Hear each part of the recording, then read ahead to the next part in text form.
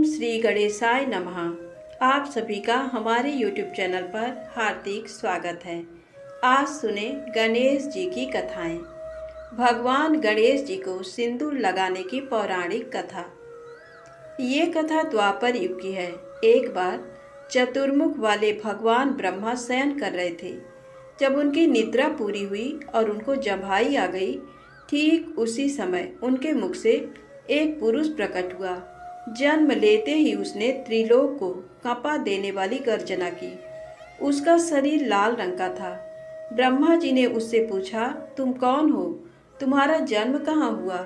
उस पुरुष ने उत्तर दिया, जब आप जम्हाई ले रहे थे उसी वक्त मैं आपके मुख से प्रकट हुआ हूँ, इसीलिए मैं आपका पुत्र हूँ। आप ही मेरा नामकरण कीजिए। ब्रह्मा जी अपने पुत्र के सौंदर्य पर मुग्ध हो गए। उसके लाल रंग के शरीर के कारण ब्रह्मा जी ने उसका नाम सिंदूर रख दिया और उसे वर देते हुए कहा, त्रिलोक में तुम्हें जो भी स्थान पसंद आए तुम वहीं पर रहना। तुम्हारी बाहों में अत्यंत क्षमता होगी। तुम अपनी भुजाओं में पकड़कर किसे भी दबोचोगे तो उसके शरीर के टुकड़े टुकड़े हो जाएंगे। वरदान पाने की खुशी में सिंदूर इतना बावला हो गया कि उसने ब्रह्मा जी को ही पकड़ना चाहा। वह ब्रह्मा जी को ही अपनी बाहों में पकड़ दबोचने लगा। उसकी इस कुचेष्टा को भांपकर ब्रह्मा जी दुखी हो गए और उसे श्राप दिया, सिंदूर अब तू असुर हो जा। सिंदूर प्रिय गजानन तेरे लिए अवतरित होकर तेरा वध करेंगे। श्राप देकर ब्रह्मा जी बैकुंठ धाम भगवान श्रीहरि के पास आए। उन्होंने घटी हुई घटना व्यथित स्वर में विष्णु जी को सुना दी। ब्रह्मा जी के पीछे पीछे सिंदूर भी अपनी भुजाओं का बल साबित करने विष्णु धाम पहुंच गया। विष्णु जी के समझाने पर भी जब सिंदूर मानने को तैयार न था, तब भगवान विष्णु जी ने सिंदूर को उकसाते हुए भगवान शिव शंकर से युद्ध करने की सलाह दी। बल से उन्मत्त हुआ सिंदूर समाधिष्ठ भगवान भोलेनाथ के पास जा पहुंचा। भगवान शंकर के बाजू में माता पार्वती बैठी हुई थी। सिंदूर ने माता पर कुदृष्टि डाली, उनकी बेड़ी पकड़कर खींचने लगा। इससे भगवान शिव शंकर की समाधि भंग हो गई। जब तक माता पार्वती ने मन ही मन गणेश जी को स्मरण किया, भगवान गणेश माता की पुकार से मयूरेश का स्वरूप धारण कर आ गए। उन्होंने असुर से कहा, माता गिरजा को तुम छोड़ दो, भगवान शिव के साथ युद्ध करो। इस युद्ध में जो विजयी होगा माँ पार्वती उसी की होंगी। अपने बल के अहंकार में सिंदूर ने भगवान शिव के साथ युद्ध आरंभ किया। इस युद्ध में असुर पराजित हो गया और पृथ्वी लोक पर चला गया। माता पार्वती ने मयूरेश से पूछा, आप कौन हैं? ब्राह्मण वेशधारी मयूरेश अपने गणेश स्वरूप में प्रकट हुए और माता से बोले, माँ मैं आपका पुत्र गणेश हूँ। द्वापर युग में शीघ्र ही मैं गजानन नाम से अवतरित होऊंगा। तब इस दुष्ट दैत्य का संहार करूंगा।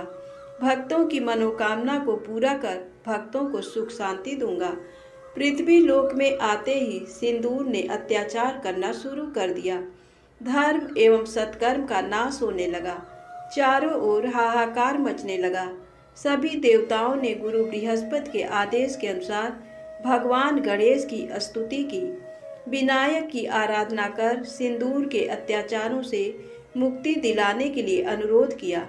गणपति जी ने प्रकट हो सभी को आश्वस्त किया और अंतर्ध्यान हो गए। कुछ समय बाद एक दिव्य बालक प्रकट हुआ। वह रक्त वर्ण, 4 भुजा वाला एवं सूंड धारण किए हुए था। उसके मस्तक पर चंद्रमा विराजमान थे। छोटी आंखें एवं बड़ा पेट था। उनके चरण कमलों पर ध्वज, अंकुश और कमल की रेखाएं थी। भगवान गणेश जी ने अपने भक्त राजा महिष्मति एवं रानी पुष्पिका के घर में अवतरित हुए थे, परंतु भगवान जी के रूप से भयभीत होकर राजा ने अपने दूत के हाथों वन में छोड़ दिया। जब वन में महर्षि पराशर ने उसको देखा, तब वह तुरंत ही समझ गए ये कोई दिव्य शक्ति या परमात्मा का स्वरूप है। करबद्ध होकर उन्होंने शिशु की स्तुति की और उसे आश्रम में ले आए। पराशर ऋषि की पत्नी वात्सल्या बालक को देख आनंदित हो गईं। दोनों तपस्वी बालक का पालन पोषण बड़े ही प्यार से करने लगे। भगवान गजानन के चरण मात्र से महर्षि का आश्रम दिव्य हो गया। बालक गजानन ने आयु के 9 वर्ष पूर्ण किए। अपनी कुशाग्र बुद्धि से समस्त वेद, उपनिषद एवं शास्त्र में पारंगत हो गए। सिंदूर की अत्याचार अब तक बहुत बढ़ चुके थे। गजानन भगवान के जन्म का उद्देश्य दुष्टों का एवं सिंदूर का विनाश था। उन्होंने अपने एक हाथ में पास, दूसरे हाथ में परश और दोनों हाथों में कमल का फूल धारण किया। अपने वाहन मूषक पर बैठ वह सिंदूर के पास पहुँचे। सिंदूर के समीप जाते ही उन्होंने अपना विराट रूप धारण किया। उनका रूप इतना विशाल था कि उनका मस्तक आसमान एवं पग पाताल लोक को छूने लगे। भगवान जी ने शीघ्र ही सिंदूर एवं उसकी दानव सेना का अंत कर दिया। भगवान ने सिंदूर का रक्त अपने अंगों पर लगा लिया। तभी से भगवान गणेश सिंदूरहा, सिंदूर प्रिय एवं सिंदूर बदन नाम से प्रसिद्ध हुए।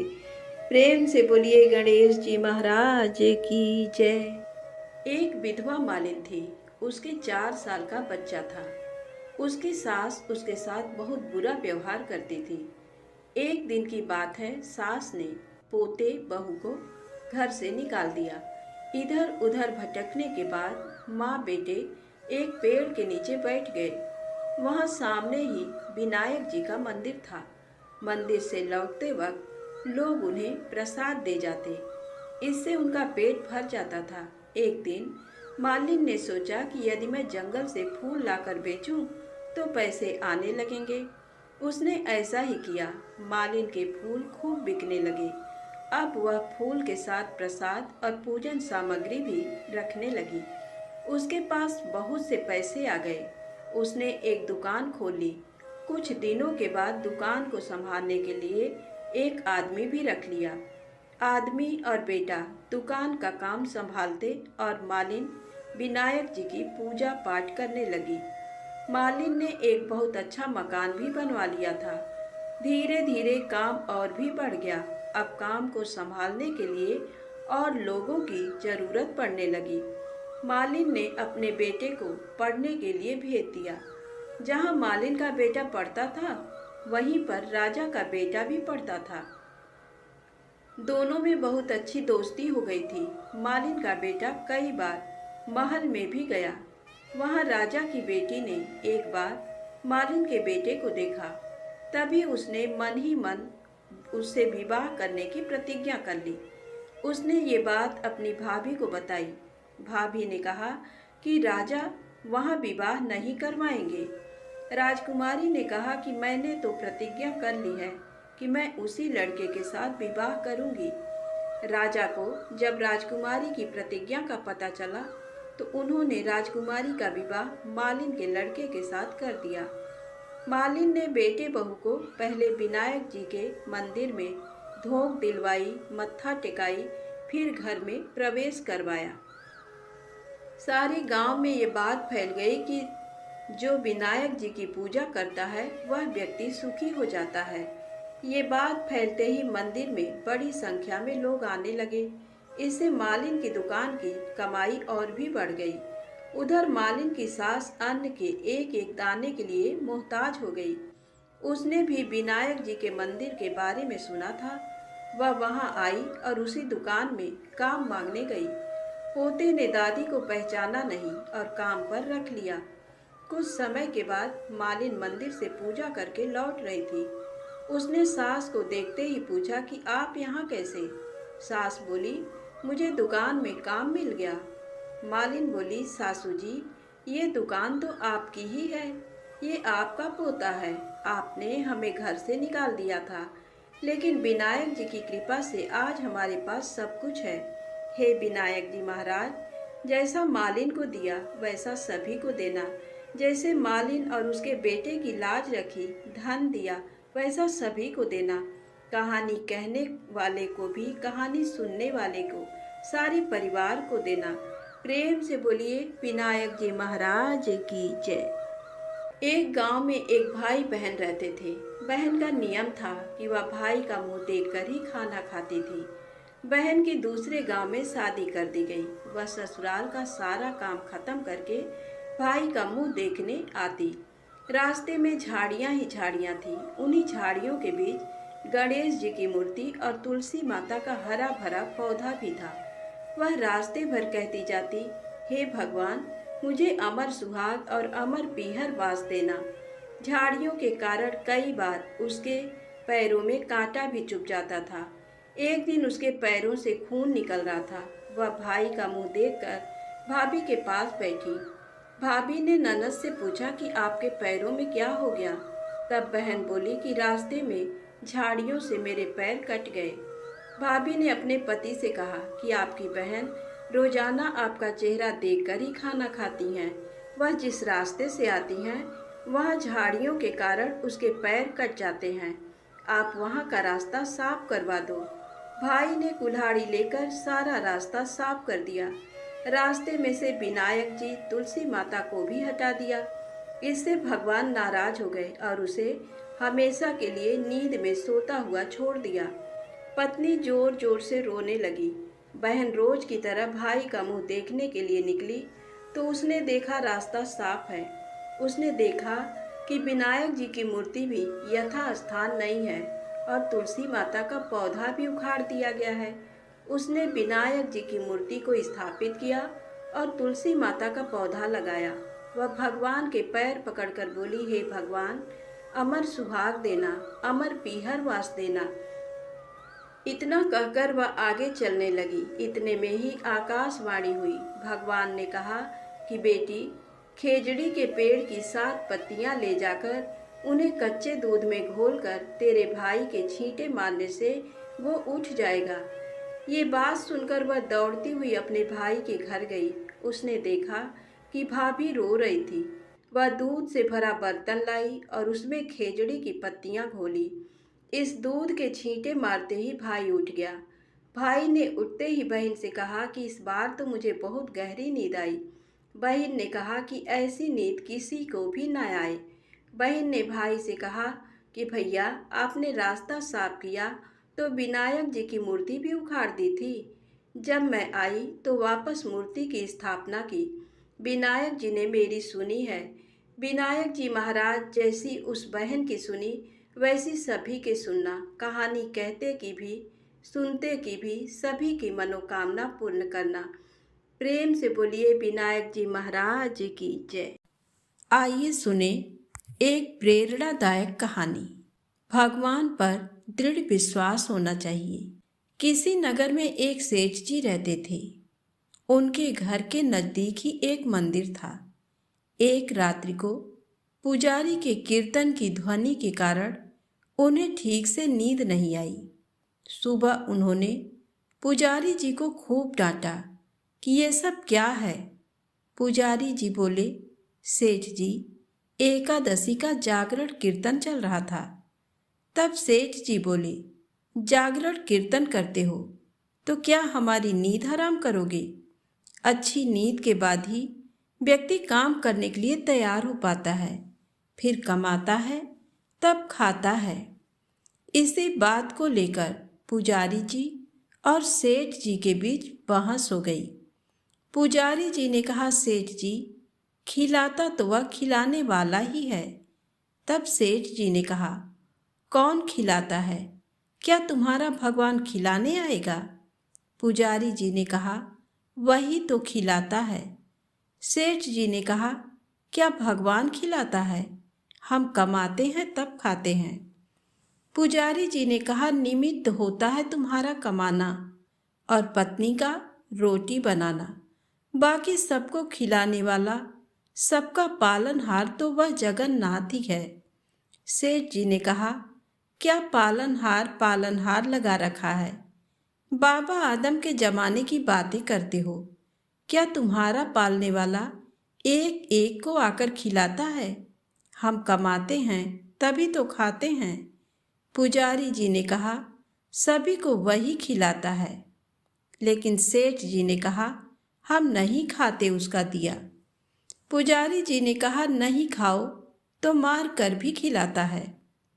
तब सेठ जी ने कहा, पुजारी जी, अगर तुम्हारा भगवान मुझे 24 घंटों में नहीं खिला पाया तो फिर तुम्हें अपना ये भजन कीर्तन सदा के लिए बंद करना होगा। पुजारी जी ने कहा, मैं जानता हूँ कि तुम्हारी पहुँच बहुत ऊपर तक है, लेकिन उसके हाथ बड़े लंबे हैं। जब तक वह नहीं चाहता तब तक किसी का बाल भी बांका नहीं हो सकता। आजमा कर देख लेना। निश्चित ही पुजारी जी भगवान में प्रीति रखने वाले कोई सात्विक भक्त रहे होंगे। पुजारी की निष्ठा परखने के लिए सेठ जी घोर जंगल में चले गए और एक विशालकाय वृक्ष की ऊंची डाल पर ये सोचकर बैठ गए कि अब देखें इधर कौन खिलाने आता है। 24 घंटे बीत जाएंगे और पुजारी जी की हार हो जाएगी। सदा के लिए कीर्तन की झंझट मिट जाएगी। तभी एक अजनबी आदमी वहां आया। उसने उसी वृक्ष के नीचे आराम किया, फिर अपना सामान उठाकर चल दिया, लेकिन अपना एक थैला वहीं भूल गया। भूल कहो या छोड़ गया कहो, भगवान ने किसी मनुष्य को प्रेरणा की थी, अथवा मनुष्य रूप में साक्षात भगवान ही वहां आए थे, ये तो भगवान ही जाने। थोड़ी देर बाद 5 डकैत वहां पहुंचे। उनमें से एक ने अपने सरदार से कहा, उस्ताद, यहाँ कोई थैला पड़ा है। उस्ताद ने कहा, क्या है, जरा देखो।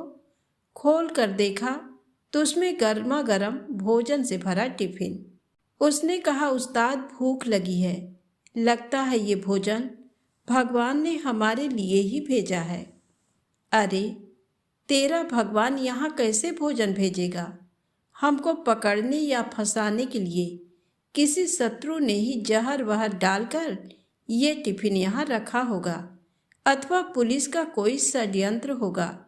इधर उधर देखो जरा, कौन रख कर गया है। उन्होंने इधर उधर देखा, लेकिन कोई भी आदमी नहीं दिखा। तब डाकुओं के मुखिया ने जोर से आवाज लगाई, कोई हो तो बताए कि ये थैला यहाँ कौन छोड़ गया है। सेठ जी ऊपर बैठे बैठे सोचने लगे कि अगर मैं कुछ बोलूँगा तो ये मेरे ही गले पड़ेंगे। वे तो चुप रहे, लेकिन जो सबके हृदय की धड़कनें चलाता है, भक्त वत्सल है, वह अपने भक्त का वचन पूरा किए बिना शांत नहीं रहता। उसने उन डकैतों को प्रेरित किया, उनके मन में प्रेरणा दी कि ऊपर भी देखो। उन्होंने ऊपर देखा तो वृक्ष की डाल पर एक आदमी बैठा हुआ दिखा।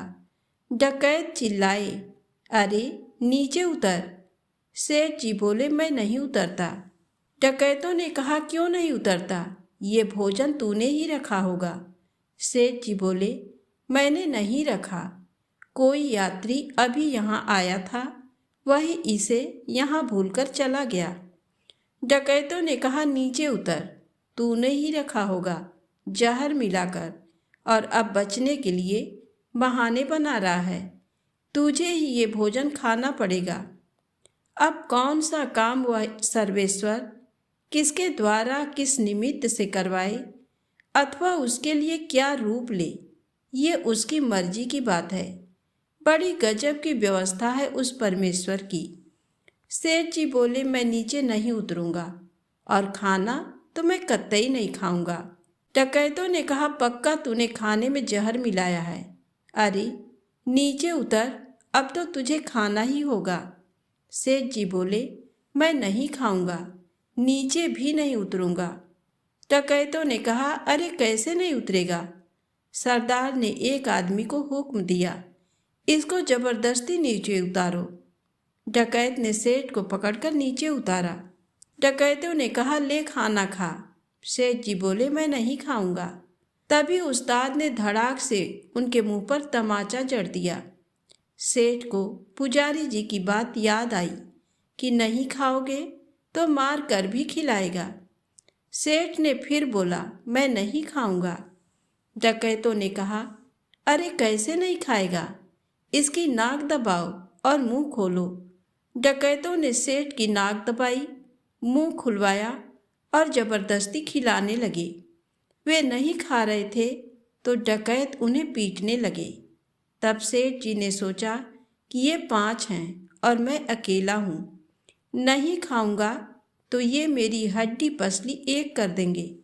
इसलिए चुपचाप सेठ जी खाने लगे और मन ही मन कहा, मान गए मेरे बाप, मार कर भी खिलाता है।